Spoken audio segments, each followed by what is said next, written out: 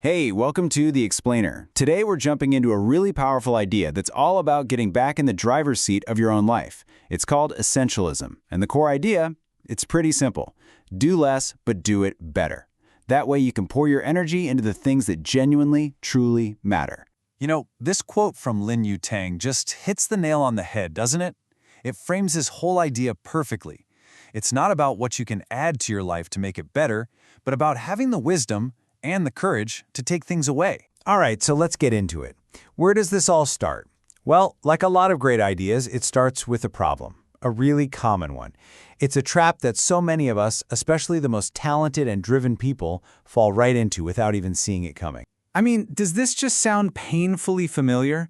That feeling of being totally swamped, running around all day, but at the end of it, you feel like you haven't actually moved the needle on anything important. You're busy, sure, but you're not productive. You're overworked, but your best talents are being wasted. That right there, that's the feeling of being caught in the non-essentialist trap. So, picture this. There's this guy, Sam Elliott, a sharp executive in Silicon Valley. His company gets bought, and to make a good impression on his new bosses, he starts saying yes to absolutely everything. Every meeting, every project, every request. What happens? Well, he gets stretched so thin he's practically transparent. His work quality tanks, he's totally stressed out, and his performance review? Ouch. It showed he was working harder than ever, but on stuff that just didn't matter. And it's not just a corporate problem. The author of Essentialism, Greg McKeown, tells this gut punch of a story about himself. The very day his daughter was born, he felt this intense pressure from a colleague to go to a client meeting. And he went. He left his wife and his brand new baby in the hospital.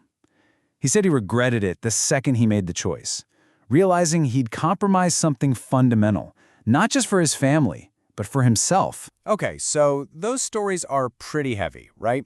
They really highlight how easy it is to make the wrong call.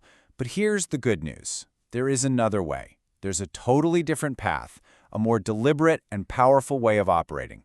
The book calls it the way of less, but better. This entire philosophy is captured beautifully by the legendary designer for Braun, Dieter Rams, in just 3 German words, weniger, aber besser, less, but better.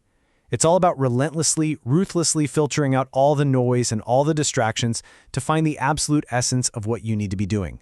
And it's not a one-and-done thing, it's a discipline, a constant, focused pursuit. And this is what that difference looks like in the real world. A non-essentialist takes all their energy and spreads it out, making a tiny bit of progress in a million different directions. But an essentialist? They take that exact same amount of energy and channel it, laser-focused on just a few things. And the result isn't just a little bit of progress. It's a breakthrough. It's real momentum. And this difference, it's not just about what you do. It all starts with how you think. It's that fundamental shift from feeling, I have to do all this, to knowing, I choose to do this one thing. And when you trade those thoughtless, knee-jerk yeses for a few really deliberate nos, you go from feeling completely out of control and burnt out to feeling in control, joyful, and like you're actually accomplishing something meaningful. Okay, so you're probably thinking, I want that. I want to feel in control and joyful. But how do we actually get there? How do we adopt this way of thinking? Well, it begins with 3 really core mindset shifts that challenge the very things that keep us stuck. This first shift is honestly a game changer. It's realizing that you almost always have a choice. Every time we say, I have to, we're literally giving our power away. But the moment you switch that phrase to, I choose to, bam, you take your power back. We forget this all the time. It's like those famous experiments with dogs who learned they couldn't escape a shock, so even when the door was opened, they didn't even try. We learn helplessness, but the choice is almost always there. The second shift is all about learning to see the difference between the noise and the signal.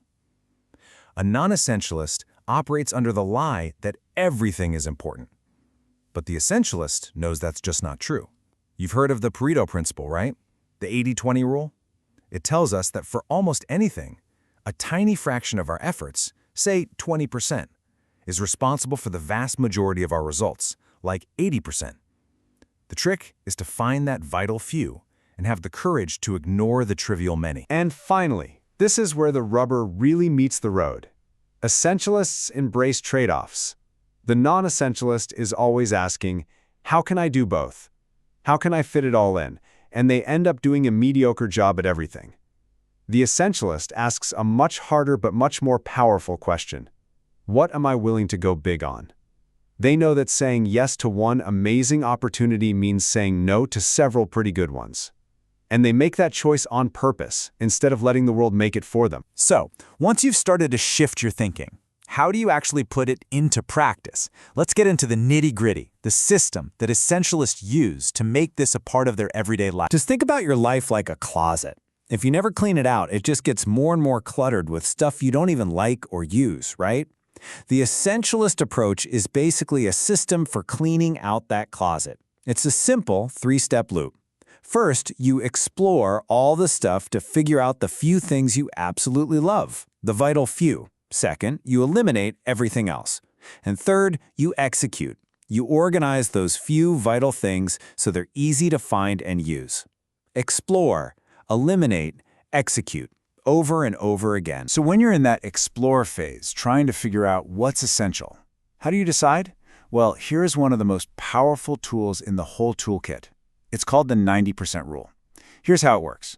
You take any opportunity or decision, and you score it against your single most important criterion, whatever that is for you, on a scale of 0 to 100. Now, here's the magic trick. You throw out anything that doesn't score a 90 or above.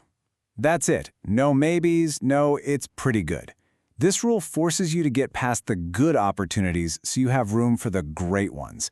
It makes every decision binary. As the saying goes, if it isn't a clear yes, then it's a clear no.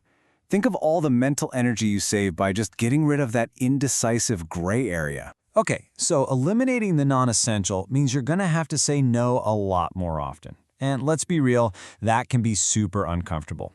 But the key is to have a few graceful ways to do it. Think of it as your no repertoire. You could try just a simple awkward pause. You'd be surprised how often people fill the silence themselves. Or a soft no, but where you offer an alternative.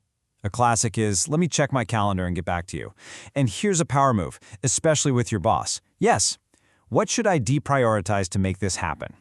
That changes the whole conversation from a simple refusal to a strategic negotiation. Because ultimately, this whole idea of essentialism, it's not just about being more productive or tidying up your calendar. It's about living a life that you won't regret. There's this absolutely heartbreaking story in the book about a father whose 3-year-old daughter passed away. He went back to watch all their home videos, and he realized he had hours of footage of the scenery, of the places they visited, but almost no close-ups of his daughter's face. He was so busy capturing the non-essential that he missed what was truly precious. And that really just brings us to the final and most important question. It's from the poet Mary Oliver. Being an essentialist isn't about getting more things done. It's about getting the right things done. It's about designing a life that when you look back on it is full of close-ups of what mattered most to you.